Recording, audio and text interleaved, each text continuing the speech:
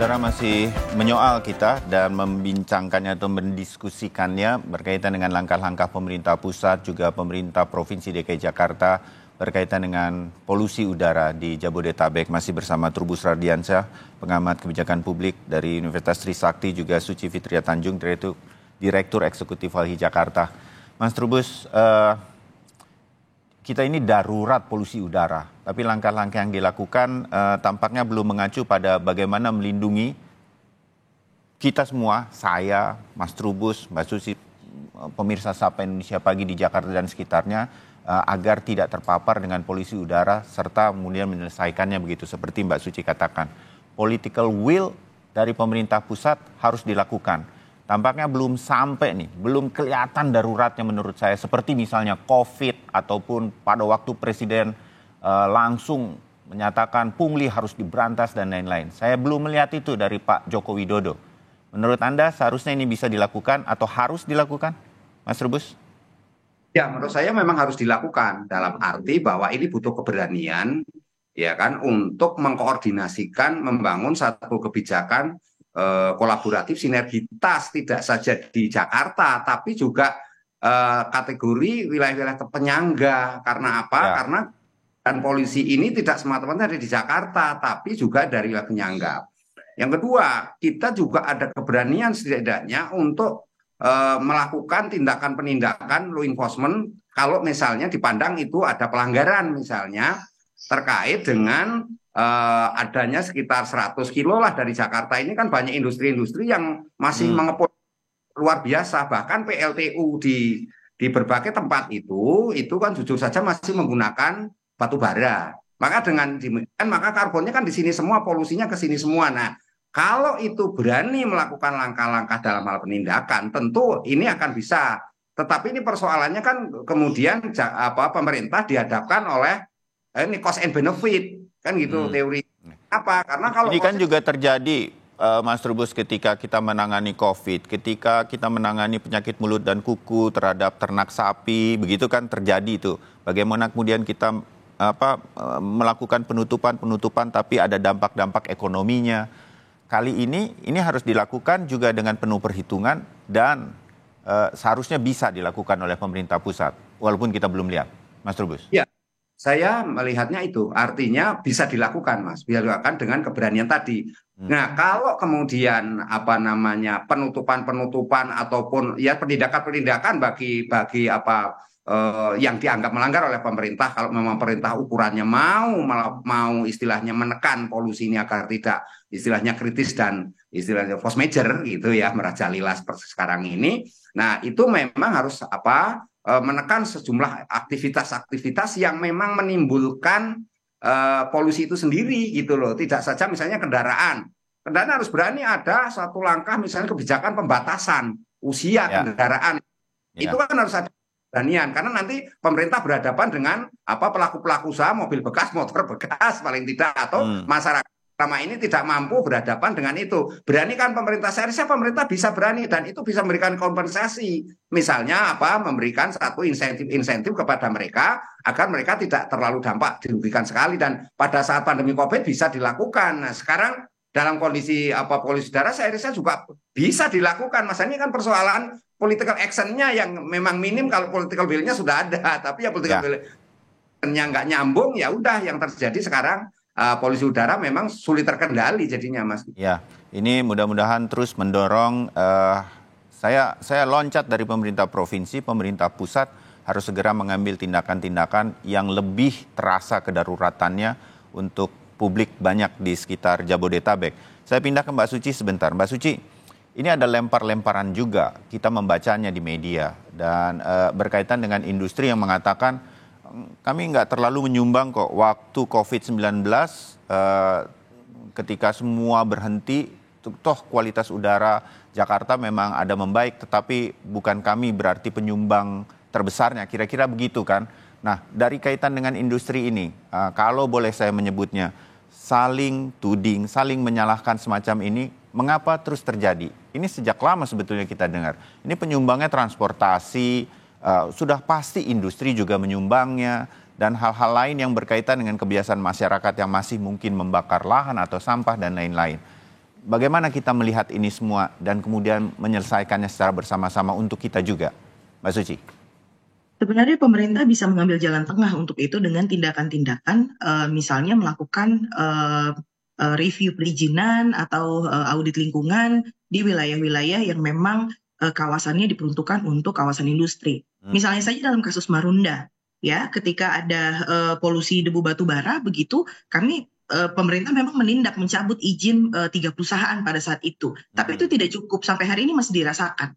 Jadi sebaiknya memang daripada melakukan hal-hal yang satu persatu seperti itu, tapi juga ternyata tidak ada penyelesaiannya, lebih baik secara komprehensif saja direview seluruhnya begitu. Seluruh izin-izin yang dikeluarkan oleh pemerintah, baik oleh pemerintah pusat maupun oleh pemerintah daerah, ya sama-sama begitu direview kembali dan kemudian diaudit secara baik supaya memang betul-betul hasil yang disampaikan itu bukan hanya asumsi-asumsi atau klaim-klaim dari berbagai pihak begitu. Nah itu kan sebenarnya pemerintah porsinya adalah begitu, membuat publiknya juga merasa yakin bahwa pemerintah bertindak, dan di satu sisi juga tidak ada kesewenang-wenangan yang dilakukan oleh pihak lain melalui klaim-klaim yang tidak bisa dibuktikan begitu. Jadi harus ada proses pembuktian itu dan pemerintah harus ambil posisi di situ. Ya, mudah-mudahan ini menjadi salah satu yang harusnya bisa dilakukan oleh Satgas yang dibentuk ini, pengendalian dan supervisi pencemaran udara. Mas Trubus, satu lagi yang kita selalu bertanya-tanya, ini soal yang harusnya diselesaikan tidak hanya oleh pemerintah Provinsi DKI Jakarta, karena kita akan sangat terkait. Ada Tangsel, ada Banten, ada Depok, ada Bogor, Jawa Barat mungkin. Tapi kita berkutat terus di sini. Ini seperti lingkaran setan kita kalau bicara soal koordinasi. Dulu sampah juga begitu untuk DKI Jakarta dan Bekasi misalnya. Nah, hal semacam ini apa yang membuat kita bisa melakukan terobosan? Kalau pagi ini diskusi kita bisa sampai juga kepada para pemimpin daerah ini penting untuk kita selesaikan bersama. Apa yang menjadi selama ini susah mereka berkumpul untuk menyelesaikan kasus ini dan satu kebijakan ini bisa dibuat memang harus bersama-sama sebetulnya. Mas Trubus. Ya, menurut saya memang ini pemerintah pusat itu yang bisa menyatukan atau pada istilahnya negara tetangga, penguasa negara tetangga, wilayah tadi, penyangga, itu untuk duduk bersama dengan DKI Jakarta. Dan dalam hal ini DKI Jakarta juga tidak boleh ego sektoral, sehingga dalam hal ini perlu satu musyawarah mufakat lah paling tidak dalam bahasa Pancasila kan, sehingga dicari solusinya bersama. Selama ini apalagi dengan posisi Pak Gubernur PJ sekarang ini itu memang relatif belum banyak dilakukan untuk melakukan koordinasi dengan wilayah penyangga gitu, Mas. Itu yang menjadi problem. Kenapa kita gregetan mengetahui bahwa para pemimpin daerah ini seperti enggan bertemu untuk menyelesaikan ini. Mungkin pemerintah pusat yang harus mensponsorinya agar mereka mau bertemu dan menurunkan berbagai ego sektoral. Ini darurat, sekali lagi saya ulangi. Begitu ya Mas Trubus? Ya, harusnya memang yang punya power, punya kewenangan adalah memaksa kepada wilayah-wilayah penyangga DKI Jakarta untuk melakukan hal yang sama. Selama ini kan misalnya kita bicara kebijakan ganjil genap itu hanya berlaku di Jakarta, tidak berlaku di wilayah penyangga. Nah, ini kan bagaimana kita mengkoordinasikan itu sampai hari ini belum pernah terjadi, Mas. Artinya yang ada selalu mereka itu urusan Jakarta, itu urusan wilayah penyangga misalnya. Tapi perlu diketahui bahwa penyangga Jakarta ini kan ada dua wilayah, di mana ada satu provinsi Jawa Barat, yang satu provinsi Banten yang mempunyai kewenangan masing-masing. Nah, karena pemerintah pusat yang punya power di situ untuk memaksa mereka agar menerapkan kebijakan-kebijakan yang memang disepakati ini. Artinya kalau Presiden mengatakan kita solusi WFH atau mau 3 in 1 menjadi 4 in 1 misalnya, atau melakukan kebijakan apapun, nah termasuk di dalam mengatasi kemacetan ini kan harus ada kebijakan-kebijakan yang lain saling menyertai. Artinya apa? Ketika kita menangani soal polusi ini ada kebijakan lain yang saling mendukung, misalnya ada kebijakan IRP misalnya jalan berbayar misalnya untuk mengurangi, atau tadi katakan pembatasan usia kendaraan yang memang tidak layak lagi untuk jalan, tidak boleh untuk sementara Atau kalau memang perlu juga bagaimana kemudian industri-industri yang memang apa tadi disampaikan Mbak Suci itu juga dilakukan semacam penindakan. Ya, Kan ini audit masalahnya. begitu ya. Oke. Nah itu yang sampai hari ini memang kondisinya masyarakat itu ya dalam tanda petik memang ya geram juga gitu Mas. Jadi Ya. melihat gregetan gitu. Bagaimana kok kemudian pemerintah ini seperti lelet, lambat dan seperti saya khawatir di sini adalah pemerintah ini seperti ada kelompok-kelompok penekan yang memang membuat segala sesuatunya itu lamban gitu loh Mas. Ini bagaimana pengaruh-pengaruh mereka dalam teori kebijakan publik, ada namanya kelompok penekan yang bisa menghambat Mas, menghambat sebuah kebijakan yang mau diterapkan oleh pemerintah itu sendiri bisa. Jadi inilah kemudian saya melihat dalam konteks penanganan polusi, akhirnya yang harusnya kita negara hukum sudah diputus oleh pengadilan kemudian kita jalan, tapi yang terjadi malah kita melakukan upaya hukum seolah-olah malah hukumnya yang dipersoalkan, bukan bagaimana menegakkan aturan itu sehingga masyarakat terlindungi. Apa yang disampaikan oleh masyarakat melalui class action itulah sebuah upaya, sebuah masukan sebenarnya, sebuah kritik kepada pemerintah agar melakukan penindakan, istilahnya itu langkah-langkah yang lebih tegas lagi. Tapi yang malah abai, mereka menganggap toh ini hanya malah musiman, toh ini hanya paling-paling 3 bulan, 4 bulan juga ini, kalaupun ini nanti ditiup juga hilang. Jadi macam-macam yang pada akhirnya tidak membuahkan satu solusi di mana masyarakat akhirnya merasa tenang, merasa nyaman.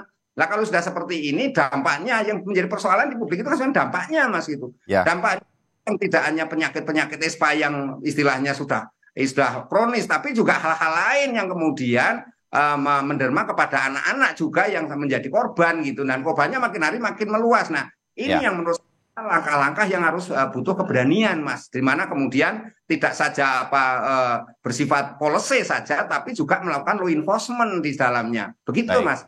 Ya, baik. Maka 78 tahun kemerdekaan Republik Indonesia, kita nomor 3 mengenai polusi udara. Kita belum merdeka soal polusi udara. Mudah-mudahan diskusi kita, Mas Trubus, Mbak Suci, pagi ini yang belum akan selesai, kami masih akan terus mengundang Anda untuk mengawal ini. Pemerintah pusat, pemerintah daerah di beberapa provinsi di sekitar DKI Jakarta, paling tidak bisa duduk bareng untuk menyelesaikan masalah ini sekarang dan ke depan nanti. Terima kasih. Kita jumpa lagi di diskusi yang lain. Selamat pagi. Selamat pagi.